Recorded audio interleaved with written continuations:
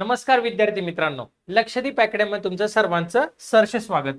मित्रांनो, आपण जगाच्या भूगोलावर 50 महत्त्वाचे प्रश्न बघणार आहे आज। किती बाळांनो? तर महत्त्वाचे 50 प्रश्न। आणि कोणता विषय? तर जगाचे। आता बरेचसे विद्यार्थी त्यांना समजतच नाही जगाच्या भूगोलावर कसा अभ्यास करावा, किंवा बरेचसे विद्यार्थी जे फक्त महाराष्ट्राचा अभ्यास करतात, महाराष्ट्राच्या भूगोलचा, आणि भारत आणि जग या दोन विषयांचा अभ्यासच करत नाही, म्हणजे तुम्ही चुकीच्या मार्गाला आहे। याचा अर्थ काय? तुम्ही जीके मध्ये मार्क गमावताय, तुम्ही चुकीच्या मार्गाला आहे। बाळांनो लक्षात ठेवा, जितका महाराष्ट्राचा भूगोल महत्त्वाचा आहे तितकाच भारत आणि जगाचा जिओग्राफी देखील तितकाच महत्त्वाचा आहे। मग याला ऑप्शनला का टाकायचं किंवा याच्यावर दुर्लक्ष का करायचं?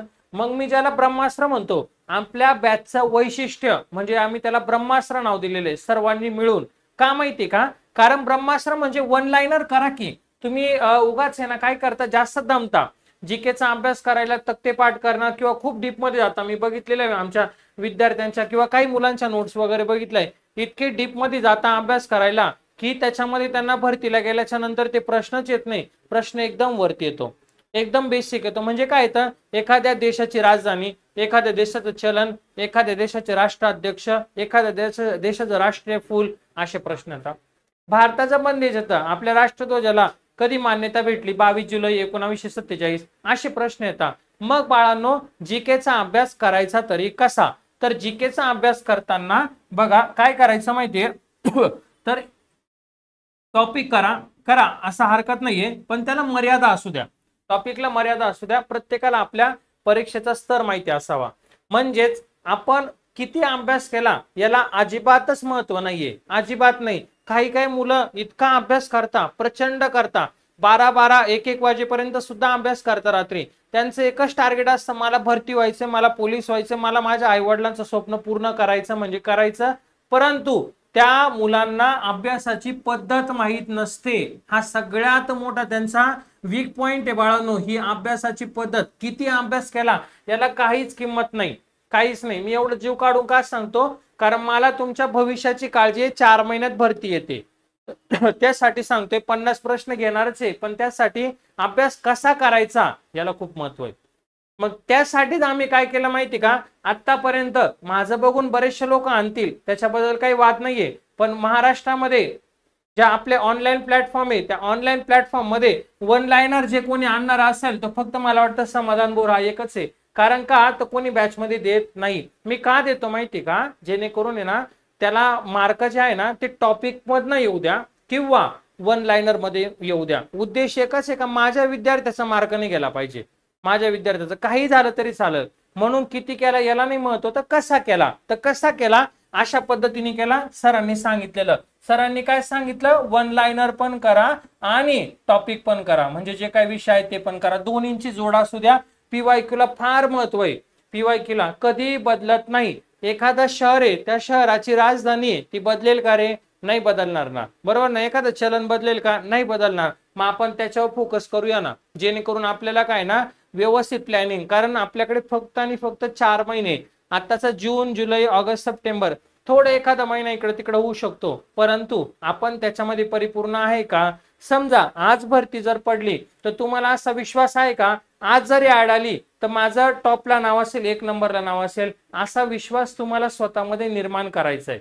असा विश्वास तुम्ही तुमच्या कॅटेगरीत पहिले या, तुम्ही तुमच्या कास्टमध्ये पहिले या, किंवा तुम्ही तुमच्या ओपन मध्ये पहिले या, काही करा, काही करा, परंतु ही संधी गमावू नका। परमेश्वर संधी देत नाही, जी संधी तुम्हाला येणार आहे त्याच संधीचं तुम्हाला काय करायचं तर सोनं करायचंय। आलं लक्षात? मग आता आपल्याला काय बघायचं रे? आज 1 ते 50 वन लाइनर प्रश्न बघायचे। कशावर बघायचे सर? तर बघ जगाच्या भूगोलावर, जगाच्या भूगोलावर आपण हे प्रश्न बघणार आहे।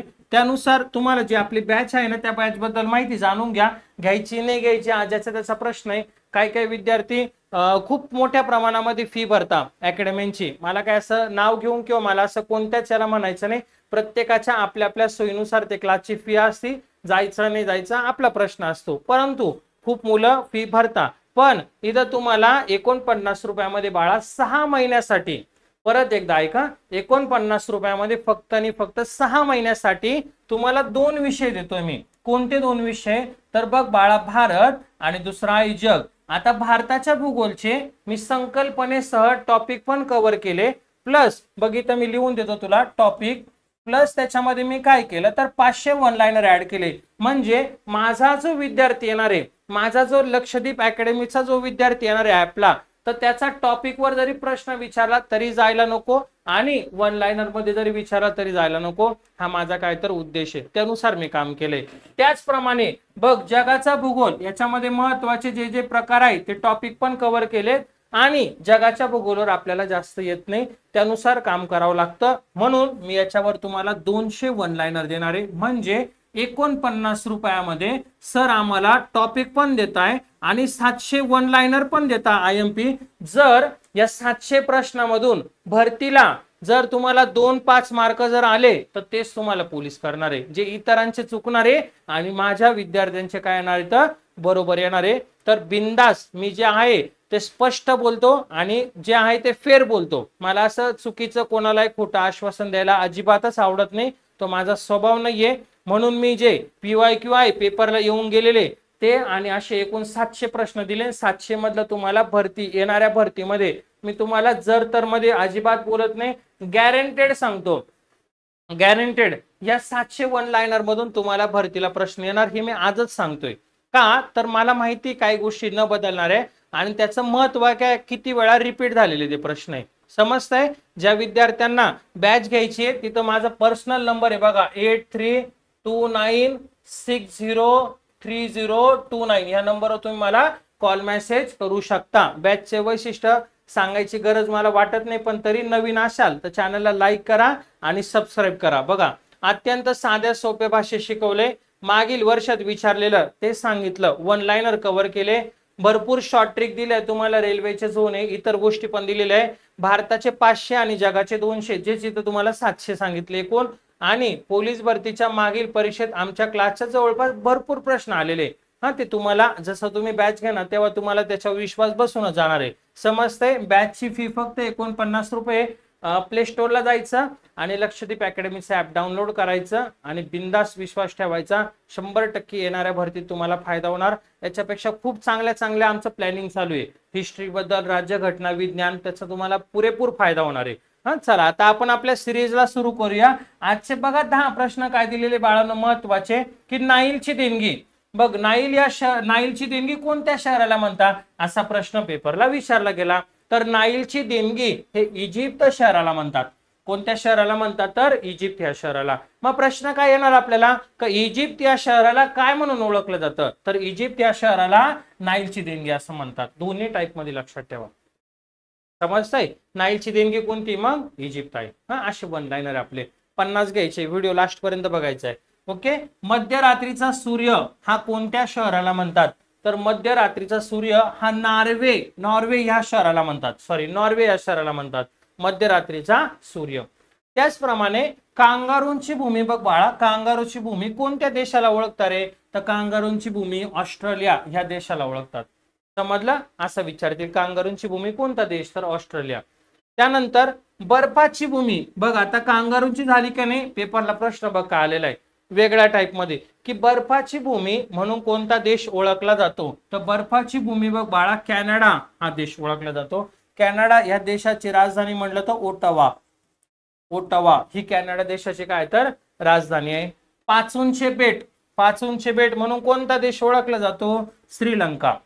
पाचूंचे बेट काय बाळा तर श्रीलंका. भूमध्य समुद्राची किल्ली म्हणजे कशाला म्हणतात, भूमध्य समुद्राची किल्ली जिब्राल्टर ह्या भागाला म्हणतात.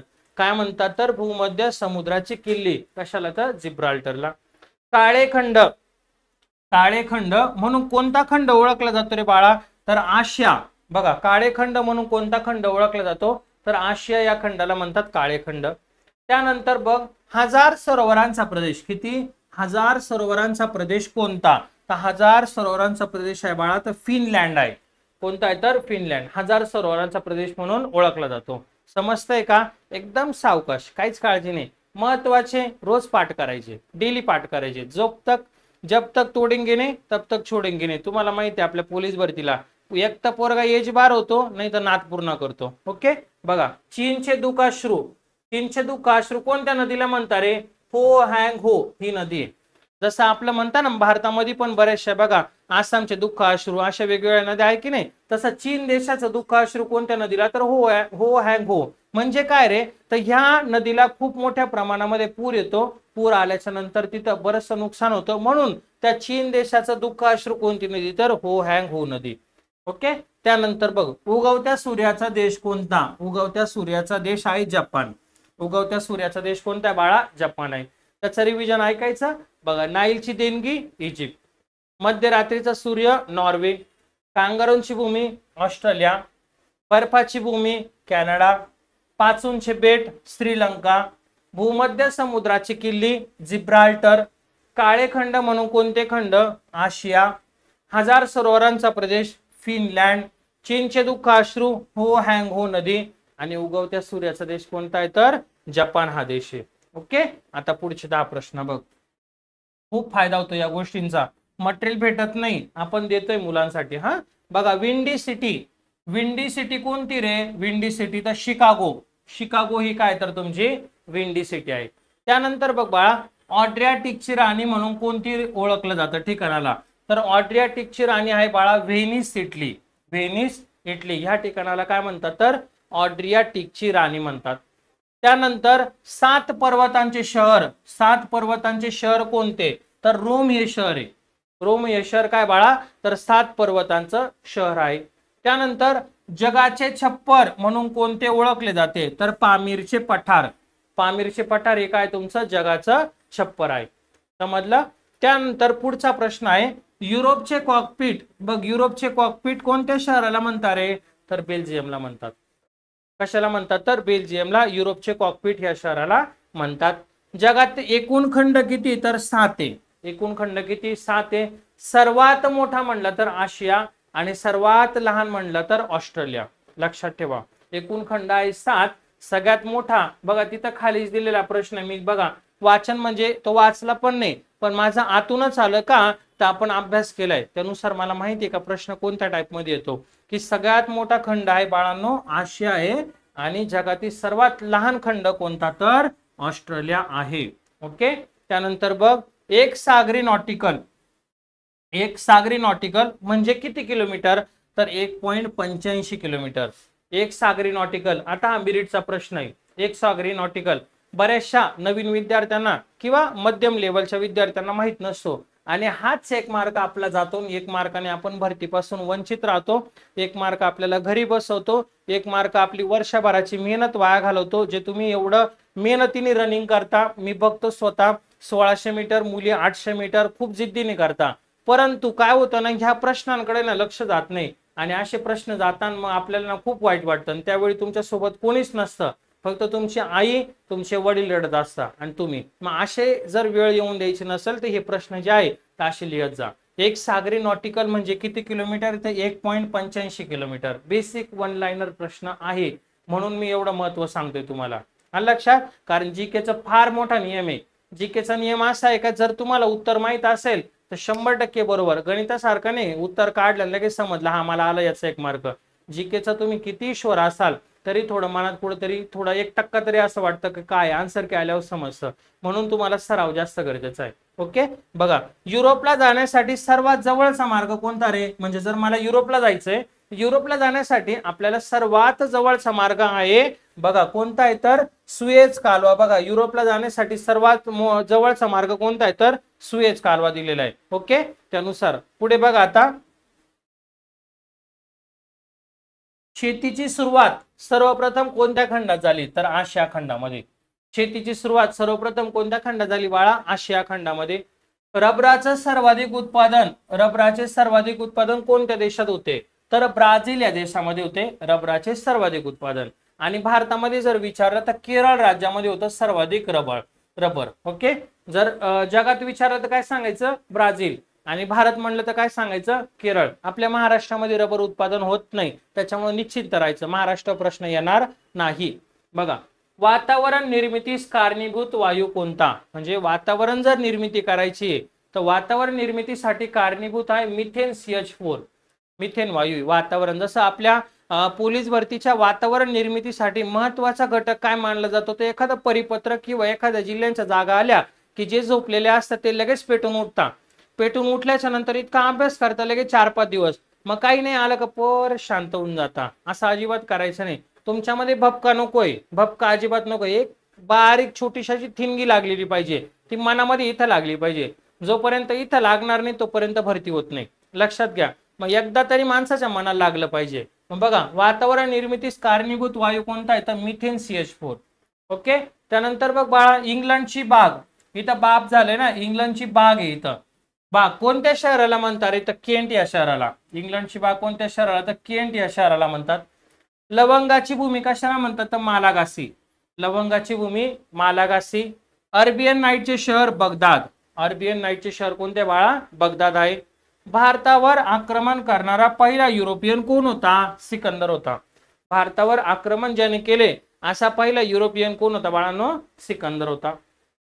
संविधान तयार करणारा पहिला देश कोणता संयुक्त संस्थाने. संविधान तयार करणारा पहिला देश कोणता संयुक्त संस्थाने.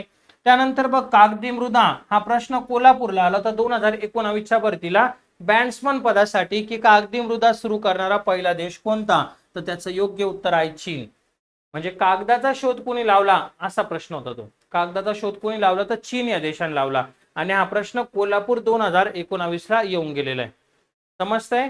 बघा, बँक नोट सुरू करणारा पहिला देश कोणता रे बाळा स्वीडन आहे. बँक नोट सुरू करणारा पहिला देश कोणता असं जर विचारलं तर काय सांगायचं स्वीडन सांगायचं. बघा पुढे बघा, याचं रिव्हिजन घ्या. शेतीची सुरुवात सर्वप्रथम कोणत्या खंडात तर आशिया खंडामध्ये. रबराचं सर्वाधिक उत्पादन ब्राझील. भारतामध्ये केरळ. वातावरण निर्मितीस कारणीभूत वायू कोणता मिथेन CH4. इंग्लंडची बाग कोणत्या शहराला तर केंट शहराला. लवंगाची भूमी मालागासी.